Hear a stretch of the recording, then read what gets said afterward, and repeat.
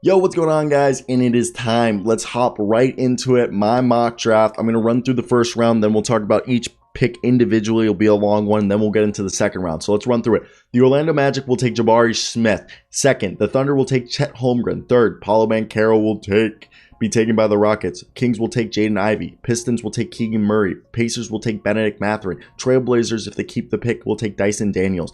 8, the Pelicans will take Shadon Sharp. 9, the Spurs will take Johnny Davis. 10, the Wizards will take Ochai Agbaji. Shout out KU, Rock Chalk J Hawk. 11, the Knicks will take AJ Griffin. 12, the Thunder will take Ousmane Dang. 13, Jalen Duren to the Hornets. 14, Cavaliers take Jalen Williams. 15, the Hornets take Jeremy Sohan. 16, Hawks take Malachi Branham. 17, Tari Eason to the Rockets. 18, the Bulls take Mark Williams.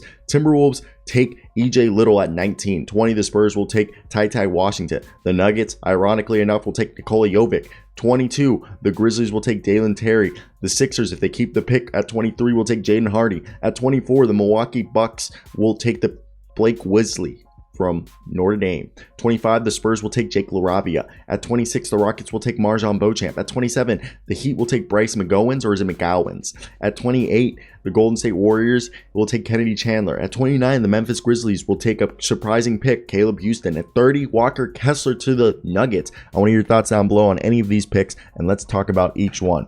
So first off, the first 3 picks are expected to go this way. Any rumors you've heard about Chet Holmgren going to the Magic were allegedly all smoke screens. And yes, the Orlando Magic have legitimately done a thorough process about this. And if you just look at the betting odds, they have basically dropped for Smith down to 150 from minus 500, but still I feel like there's a 61% chance of Smith going, and he's the clear favorite. Yes, there's no lock like there was last year with Cade Cunningham, but still it's going to go Jabari Smith, Chet Holmgren, and Paolo Banchero. Now Jaden Ivey, yes, I know they traded away Tyrese Haliburton. They have Davion Mitchell, who was fantastic at the end of the season. De'Aaron Fox. They take Jaden Ivey, best player available. Teams have been able to make it work, but yes, I know the Keegan Murray connection is real, and if they want to take Keegan Murray, switch spots with the Pistons, okay? Because the Pistons would be fine with Jaden Ivey. Now, if everything stays in order, I think the Pistons will take Keegan Murray because Keegan Murray fits perfectly alongside Cade Cunningham and Sadiq Bey.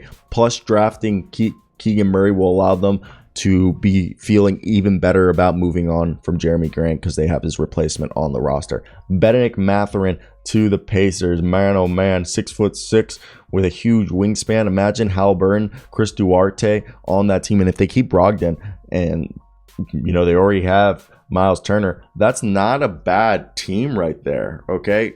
You could argue a little small, but I think it works out perfect. Plus, if Brogdon and Turner are gone, a core of Haliburton, Duarte, Benedict Mathurin, and Isaiah Jackson, something I can get behind. The Portland Trailblazers need Dyson Daniels. He's a glue guy at this point of his career who can do a little bit of everything and is also an elite perimeter defender. He's almost 6'8". He's a complementary fit next to Damian Lillard and Anthony Simons, who had a breakout year. He passes really well. He can be a secondary ball handler. He'll make everybody's life easier because of his unselfishness, his balance, and his passing and his playmaking. Now, at 8, Shadon Sharp. Why do I have him? Yes, I know the AAU stuff is all a concern, but you take a guy like Shadon Sharp because he can be, I think, defensively a very similar defender to Anthony Edwards, okay? But also, I just feel like when you look at Shadon Sharp, he's a guy who potentially could be a good scorer who can shoot at a high volume. He's a fantastic athlete. He can be a secondary ball handler because he used to be a point guard. The length and athleticism could be harnessed into something really good. Like I said, a similar defender as Anthony Edwards, who's almost averaged 2 steals a game. Now, at 9, Johnny Davis going to the San Antonio Spurs. Yes, this is a team that's just trying to accumulate talent more than fill a roster hole. I think they're going to keep Jokic Poeltl, so there's no need. And Davis here is a very Spursy player in terms of toughness and egoless mentality. He's a good shot creator, and he gives them another strong asset moving forward on the wing, and he can play shooting guard and even be spot point guard if they need him to. And if he develops that jumper consistently, fantastic. Now at 10, Ochai Abaji. I know it's a little surprising pick, and I know people will argue he's just Malik Beasley. He plays defense in that terms of he's a good grab and go transition player. He's a good cutter and backdoor cutter, especially in slasher, who will get to the rim. But mainly he's just a guy who plays well off ball, catch and shoot. He will never be a shot creator, and he'll be a day one plus defender. He won't be a world, stopping defender, but he'll be good. Now, AJ Griffin to the Knicks. I know this is a little bit hard to gauge because of his injury history, and teams will look into and saw that he missed a large portion of his final 2 years in high school, and he missed, some time prior to the preseason due to an injury to his knee.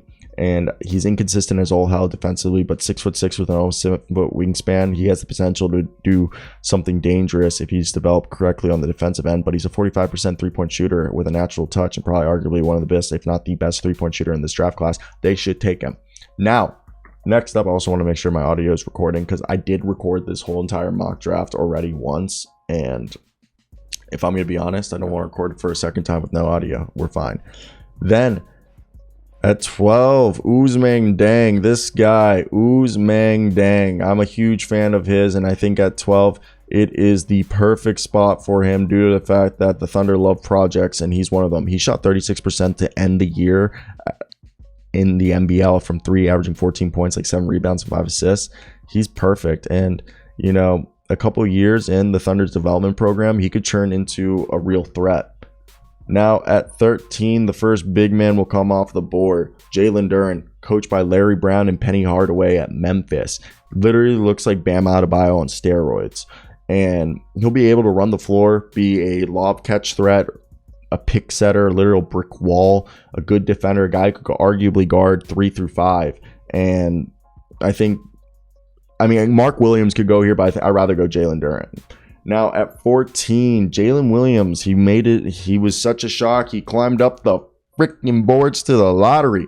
Last pick of the lottery. Yes, I have Jalen Williams here on the board for the Cavs. He fills a legitimate positional need for them. And he, being a former point guard who had a huge growth spurt, what he does is he gives them a guy that can shoot off the catch, make plays off the pass. He can act as a secondary ball handler in spots and has the versatility to guard guards on the other end. And they need wing-sized players. And Williams is a great swing. He played in both games, 6'6" with a 7'2" wingspan.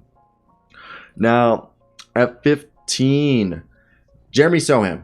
I was high on him mainly because my boy Sam Vecini, well, he's not my boy, but somebody I respect and admire.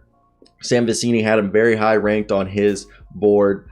But look, I like Jeremy Sohan. I just can't take him in the lottery due to that three-point shot. But if it develops, look, he's a guy who at 6'9" is a legitimate switchable 1 through 5 defender who can guard any single player in the league day one. He's really sharp on the defensive end. He plays for the Polish national team. He has a British accent because he grew up in England, but he was born in the panhandle of Oklahoma.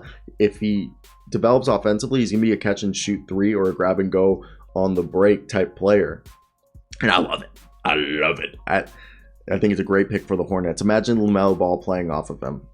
Then at 16, Malachi Branham. The Hawks are looking at the best player available at this point, and he fits perfect. If they're going to move on from Kevin Huerter, Malachi Branham, great pick. Shot 43% from 3 this past season at Ohio State. He's a great tough scorer who loves the mid-range, and he's a good swing because if he develops, he's either going to develop as a high-level, valuable, off-the-bench scorer who could potentially be a 6th man of the year candidate, or on the bright side, if everything goes to plan, he could be a guy who's an upside starter who averages 20 points per game. So keep that one out. I think that'll be definitely interesting as all hell. And then there's some news about Mike D'Antoni and the Charlotte Hornets. So will that affect my mock draft? Probably not. But look, next up, Tari Eason. I know at 17, Tari Eason, he's all over the map. And I know the right-hand dominance and his shooting mechanics and then decision-making. But I think on the other side, he's a guy who's a switchable 2 through 5 defender who can create transition opportunities with his disruptness. And then, like a text message. Gotta mute myself. I don't know if you guys heard that. And then at 18, I know the Bulls flirted with Rudy Gobert, but it's because they need a great rim protection and a defensive player who can play alongside Vooch or come in for Vooch whenever they need defense. And Mark Williams fills that bill. And yes, a team could trade up and get him. But I think if he falls to the Bulls at 18, they're going to take him. Now, at 19, I have EJ Little going to the Timberwolves, and it's because, look, this guy's a smart basketball player with great defensive instincts and toughness. He's Paul Millsap 2.0. He averaged over 2 blocks a game at Ohio State, and he shot pretty well from three, but not consistently, but he could be a good, three-point shooter, and I think he'd be perfect. The Spurs could also take him, but I have the Spurs drafting Ty Washington next up because he's a guy who, from a skill perspective, and processes the game exceedingly well. And I could see them flip-flopping picks right here, not like trading them, but like Spurs take Little, Timberwolves take Washington. But right now I have Little going to Timberwolves and Washington going to the Spurs. Next up, I have at 21, yes, Nikola Jovic. He's a guy who plays like a guard, but he's 6'11". He's a point forward. He can shoot well, pass well, dribble well. I know that there's questions about his defense, and it's ironic that I have him going to the Nuggets, but they need guys behind Michael Porter Jr., and I think the fact that he can play with Michael Porter Jr., Jeff Green, and Zeke Nnaji, and Nikola Jovic, that would be a good forward/wing rotation. And then I have them drafting, obviously Walker Kessler at 30, so that works out well. Then at 22, Dalen Terry going to Memphis. And I like this guy. This is a high-energy culture guy who fits the roster perfect. He was all defensive team member in the Pac-12 this past season. He's a high-level passer and playmaker, and he shot well from three-point range, but it's not super consistent, so he just screams a Grizzlies pick. At 23, this is the best pick available, and as you watch more and more the last month and a half of his season, Jaden Hardy, I think he just shows he might have the best handles in this class. He's a good three-point shooter. He's got good passing reads. I just think on the 76ers, if they keep the pick, he's a good pick right here. At 24, the Milwaukee Bucks, I have them taking Blake Wesley out of Notre Dame. Imagine him and his scoring ability, learning how to play. He's a terrific shot creator. Imagine him learning how to play at 6'5" defense from the 6'4" Drew Holiday. Now at 25, I have 25 Jake LaRabia going to the Spurs. This just screams a Spurs pick. He shot really well in pre-draft workouts, convinced teams he could be a high-volume scorer. Or not high-volume scorer, high-volume shooter. He tested better athletically, and he has the kind of size and shooting intersection that would be a good fit on the Spurs. 26, MarJon Beauchamp to the Rockets. Everybody knows his story about perseverance, carving out his own path, not going to college, going to the G League, doing a little bit of all the little things. He defends well. He has real switchability because he's 6'6" with a 7-foot wingspan. He crashes the glass. He cuts. He makes things happen. He's a guy who does everything, and the Rockets would love him to replace Jae'Sean Tate. At 27, Bryce McGowens. He's skinny. He plays a physical brand of basketball that the Heat love. He's got great bounce off his 6'7" frame, and I think he's an upside flyer that a team who could be, with his size, he's potentially great on-ball and off-ball player, both on the defensive and offensive side of the game. With a team like the Heat who have a great development program, McGowens could be a guy who pays off down the road. At 28, Kennedy Chandler, due to the fact that I think Kennedy Chandler, yes, he's a little smaller, and teams try to hunt him, but this is a team that if Gary Payton leaves, they do need, help at the point guard position, backup point guard position. Kennedy Chandler could be developed phenomenally by the Golden State Warriors. At 29, I have Caleb Houston. Kyle Anderson's leaving, and Caleb Houston's almost an exact spit replica. You throw in Caleb Houston, and I just think he'll be good. 6'8". He's a big boy. And then at 30, I have Walker Kessler. Due to the fact that Walker Kessler just kind of, he slips down the draft. He's a good guy. They need a good defensive player behind Nikola Jokic. They blacked a backup big man for the longest time, and I think he's arguably one of the better rim protectors in his draft class, and he stretched the floor. Just a good thing. So that was my first round. All right. So far, it's actually shorter than the last video. First round took me 16 minutes, the original. This one took me 14. So as we get into the second round, let me run through it real quick. So this is the second round of my draft. The Indiana Pacers will take Max Christie. The Orlando Magic will take Peyton Watson. The Toronto Raptors will take Ishmael Kamage. At 34, Kendall Brown to the Thunder. At the 35th pick, Orlando Magic take Trevor Keels. At the 36th pick, Portland Trailblazers take Andrew Nembhard. At 37, Wendell Moore Jr. to the Kings. At 38, the Spurs will take Gabriel Procida. At 39, Josh Minnow to the Cavaliers. At 40, Ryan Rollins to the Timberwolves. At 41, Patrick Baldwin finally stops sliding and goes to the Pelicans. At 42, the New York Knicks take Justin Lewis out of Marquette. Dom Barlow, the first overtime elite player ever drafted, goes to the Clippers at 43. Deron Sebron at 44 is taken by the Atlanta Hawks. At 45, the draft and stash pick by the Hornets is Matteo Spagnolo.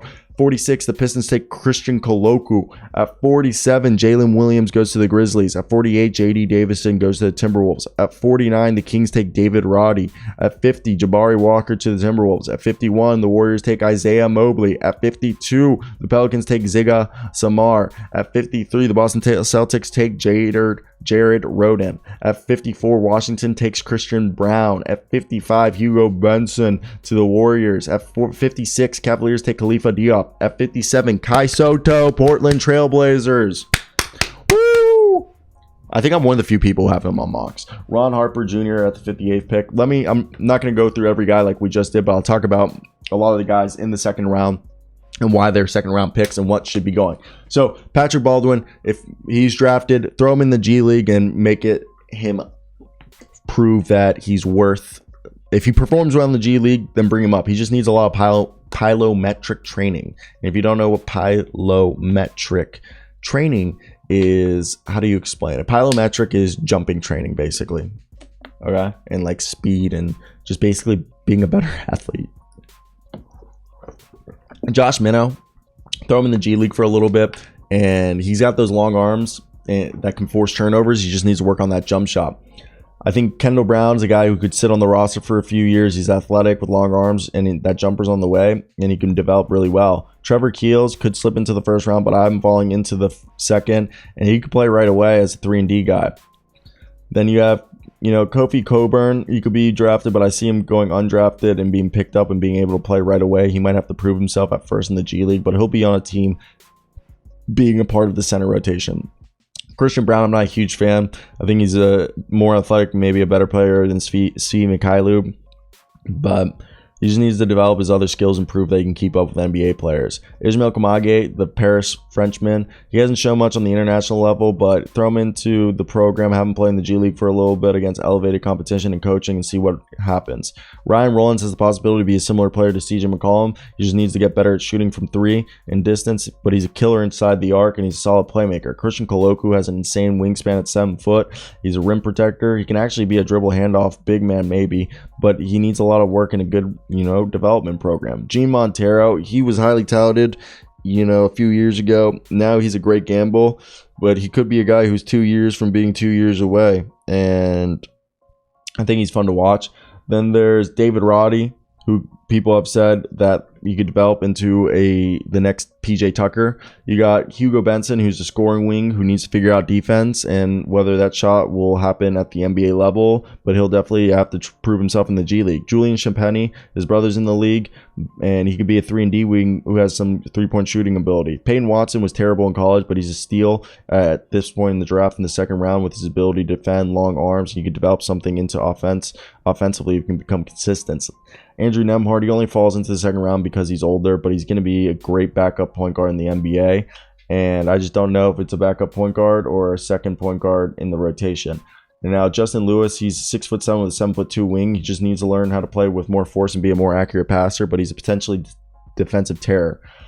Jalen Williams is a really smart big man who can make a rotation fairly quickly like Naz Reid did, but I think he's a very similar player to Al Horford, and I could see him going a similar path as Naz Reid did. J.D. Davison, he's going to be a guy who needs to light up the G League after being known as the guy who lit up Instagram 4 years ago, but he needs to stop playing for highlights all the time and play for what matters in the NBA level. Max Christie's a potentially 3-and-D guy who's a good shooter at three-point level, but might not be a great defender, so potentially he's just a guy. But then there's Michael Foster Jr., who I think he's a guy who can guard 3 through 5. He's got some shooting ability. He's got some mobility and versatility, being 6'9", almost 6'10". Gabriel Procida is a similar player to Rokas Jokubaitis and Leandro Ballamaro from a few years ago, but he's more of a draft and stash option. You got Ron Harper Jr. His shooting numbers in his senior years are to be believed. like, or good. But, you know, he can become a playmaker, guard all 4 positions, 1 through 4. Dominic Barlow, he's a guy with a massive wingspan, jumping ability. He could be a disruptive big man off the bench, guard, playing power forward and center. Kenneth Lofton Jr., if he loses the weight, he could be good. He just needs to be in better shape.